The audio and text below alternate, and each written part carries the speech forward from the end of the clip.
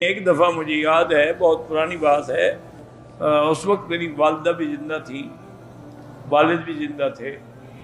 تو ہم جس گھر میں رہتے تھے نا، اس گھر کے قریب میں کوئی رائل فیملی کے خاندان کے کچھ لوگ ساتھ والے مکان میں ٹھہرے ہوئے تھے۔ تو ان کی شرافت ہے اور ان کی مہربانی ہے کہ وہ کبھی کبھی ہم فقیروں کے گھر میں بھی ان کی عورتیں آ جاتی تھیں اور اعلیٰ قسم کی کھجوریں لاتی تھیں۔ رائل فیملی تھی اور پھر گسیم اور بریدہ کی کھجوریں تو دنیا میں مشہور ہیں، تو اعلیٰ قسم کھجوریں لے آتی ہیں۔ ہمارے گھر والے کوئی 2 دانے اٹھاتا، کوئی 3 اٹھاتا، کیا کر رہے ہو، کھاؤ۔ کتنا کھائیں؟ انہوں نے کہا ہم تو کم سے کم دن میں آدھے کلو سے کم تو کبھی نہیں، ورنہ 1 کلو کھاتی ہیں روز کا۔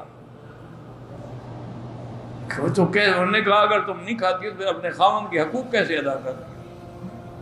جب تم کھجوری نہیں کھاتی ہو تمہارے اندر طاقت کہاں سے آئے گی؟ آدھا کلو روز کھایا کر۔ وہ زبردستی آ کے تو 4 دانے کھلاتے۔ ہم لوگوں کی تو عادت ہی نہیں نا اتنا کھانے کی، زیادہ سے زیادہ 2 4 5 دانے کھا لی۔ تو عرب آج بھی الحمدللہ کھجور کھاتے ہیں اور بڑے شوق سے۔ اسی لیے ان کو کسی اور دواؤں کی ضرورت نہیں ہے۔ اونٹنی کا دودھ پیتے ہیں اور کھجور کھاتے ہیں اور شہد استعمال کرتے ہیں۔ یہ تینوں چیزیں ان کو ہمیشہ 100 سال کے بھی ہو جائیں بوڑھا نہیں ہونے دیں، وہ ہمیشہ جوان رہیں۔